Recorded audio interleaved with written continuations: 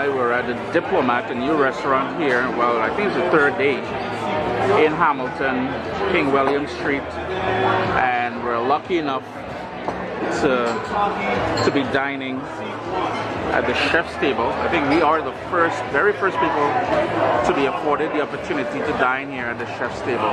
You gotta love this open kitchen, the whole European thing about it, where chefs are facing each other, very open to the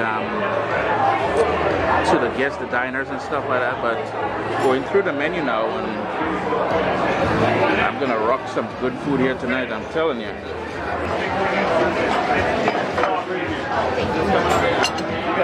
Yeah, I usually start with my coffee.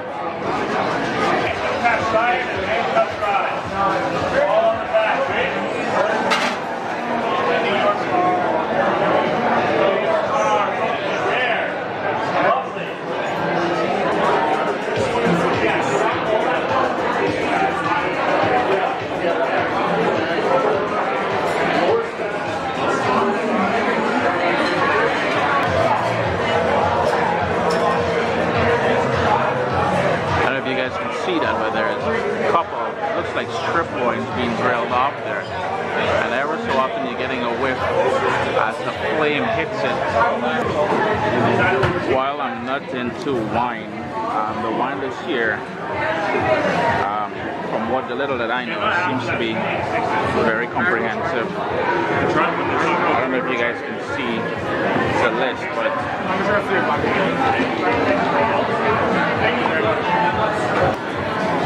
you find the seafood? I'm good with any and everything, man.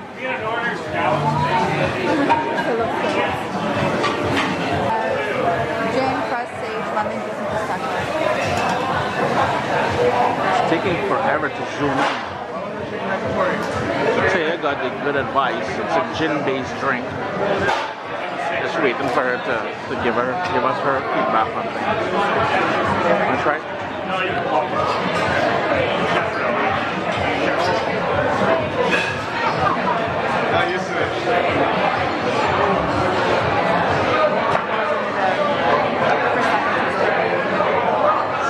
So this one is a chicken yakitori. Little grilled skewers of chicken. And believe it or not, these three skewers are on the appetizer menu. And speaking about appetizers, it was recommended that I try the deviled eggs. And over here, this attractive looking one that Taya got is the beef. Beef what? Tataki. Tataki.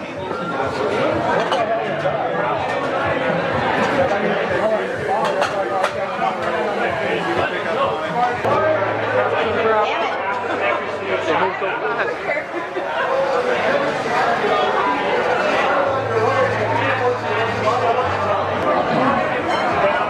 This here is the crab rangoon, compliments of the chef. 1 for 10, 2 for 10, 1 for sprouts.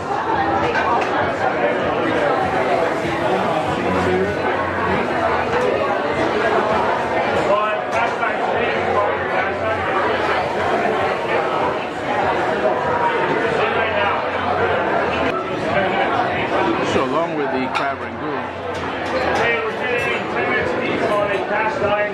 the chef also asked us if we wanted to try some grilled scallops. And they look just, yo man, this thing is just wicked.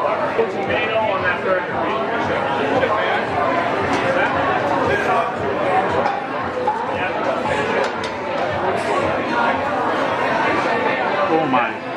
That crab dip is probably one of the best I've ever had. And I make a mean crab dip too. What the chef was telling me is the chips that comes with the crab dip here, they're just fried wontons, but they got a lovely flavor to them. There must be more to it though. So this is my main course here, and it is the nudie. And I'll explain, maybe I'll put some text on top to explain what the dish is all about. But you gotta love the presentation. And you can get a little hint of that, I think it's probably sage on the top there, that hint of sage. It's just clearing up my nostrils and makes me want to dive into this thing here.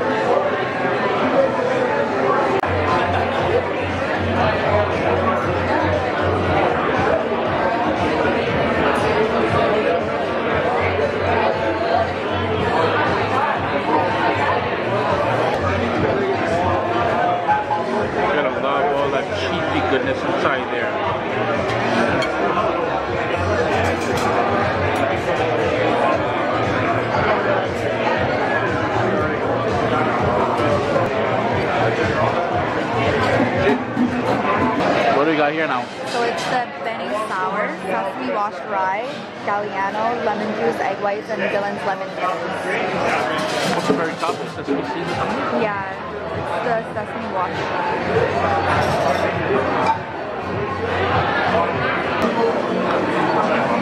So while I am incredibly full, this is what the dessert menu looks like.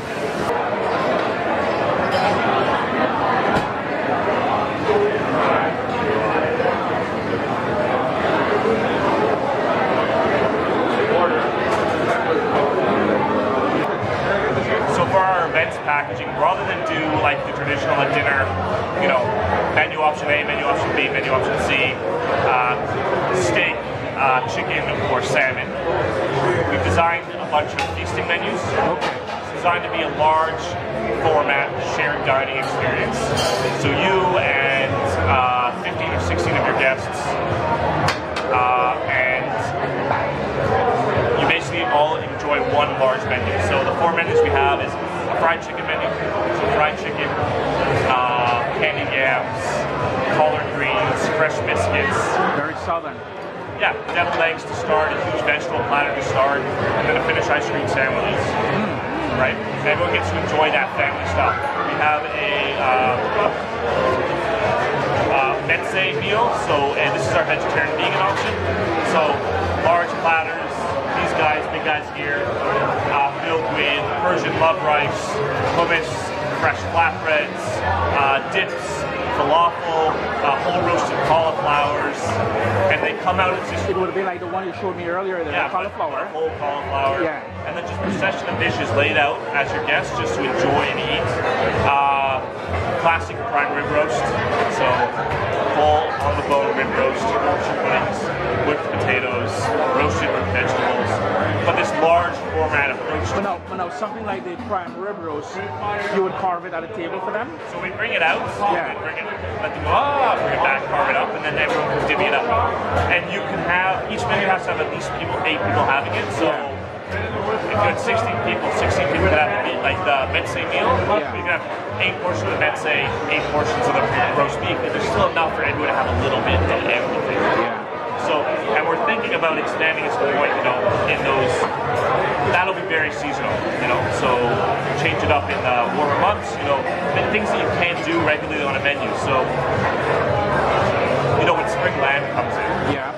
the same time as wonderful buttered new potatoes comes in, the same time as spring peas come in.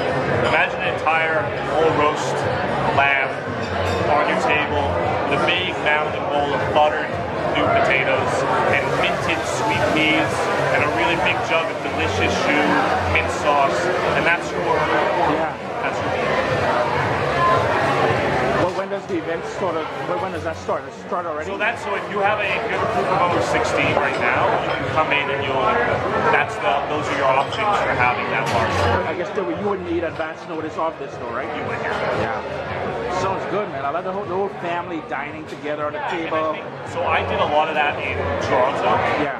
At my restaurant there, and that was our thing. Was Sunday night dinners with the family, right? So you pull ahead and you have that roast beef dinner. You have a whole roast suckling pig or traditional beef Wellington. Yeah.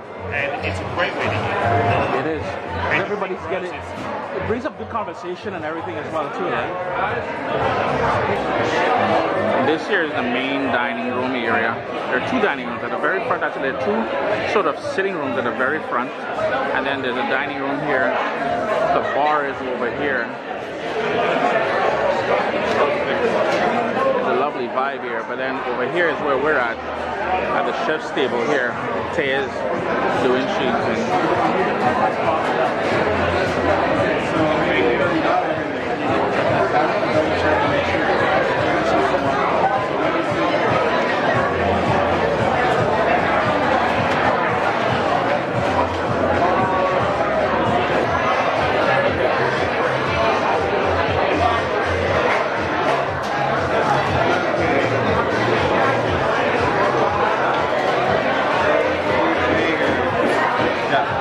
Tenderloin looks a little bit more like this, like that. Okay? Okay, we're going to table 18. C1, medium rare. C2, medium rare. I do hope you guys enjoyed the video. Gallivanting, we were at Diplomat there. Thank you, Chef Andrew, for having us. This video is relatively, it's old. We shot this back in November of 2017. It is March, almost the end of March here. I have a ton of content to share with you guys, a lot of gallivanting videos, but thanks again for to Chef Andrew and everyone over at Diplomat for having us. It's kind of cool being the first people to be there at the chef's table. I must point out two things. Since it is an older video, I'm not sure if anything has changed, and the restaurant was newly opened, so I'm not sure if anything has changed as far as the menu goes. And two, you would see us directly interacting with the chef. And what we were told is that they were going to put up a sort of a health and safety standards and stuff like that. A glass, maybe about 12, 14 inches, I'm not sure how tall, divider between us and the actual chef and the food that was being prepared. So these things may have already happened. There may have been changes to the menu. I'm not going to stay too long on the menu itself. I have some notes here, and I must say I've never gone to a restaurant and had deviled eggs. If there's one place, if you've never had deviled eggs, and if there's one place you want to try deviled eggs, you've got to go to the Diplomat. Did I say the Diplomat? Well, Diplomat. The deviled eggs. I never thought I would eat this at a restaurant and enjoy it. Yo, thumbs up for that, man. The crab rangoon, that dip there was pure fire. You gotta order that as a wicked appetizer, and it's very filling as well, so be mindful of that. Taya had the hen in the woods, hen off the woods, I think was called, that pasta dish, and to me personally, that thing really stood out. Now, I did have the Nudi, G-N-U-D-I ricotta. The ricotta is but it's basically ricotta that's aged, and the whole process was explained to me. But here's the thing. Because the ricotta was house-made and because of the atmosphere and everything else, I'm always one for trying things. I am not a huge fan, one, of pasta, and two, while there wasn't really pasta here, ricotta, I didn't like the texture of it, to be honest with you, and that is just my personal thing. It had nothing to do with the dish itself. I must stress that. If you love ricotta, you're gonna have to give this one a try. The hen of the woods, as I said, yo, that thing really stood out. I'm not sure if they're still serving it, but talk to Chef Andrew, man. Maybe he'll do a thing for you if they're not. As far as the name goes, and if you peep that menu, I think in the video there you would have seen the menu. The whole idea behind Diplomat is being diplomatic and traveling around the world. So this is why you would see that Asian influence and in the dishes and the Italian and all over, you know, parts of all over the world represented in the menu, and successfully, I must say. Everything we tasted, there was one dish, I can't remember which one it was a bit heavy on salt, but again, it's one of those things where I've cut back on the amount of salt that I eat, so that would have explained that. Again, thanks to Chef Andrew and everyone over at Diplomat. It was amazing. One of the things I must point out, it wasn't just about the food, it was the entire dining experience. And let me explain for a second. You saw smiles on tables, you saw conversations happening, you saw empty plates, and there was a buzz about the restaurant. Yo, it was just people having fun and eating and enjoying each other's company and stuff like that. Real nice. Diplomat, love you guys, man. Thank you so much for having us.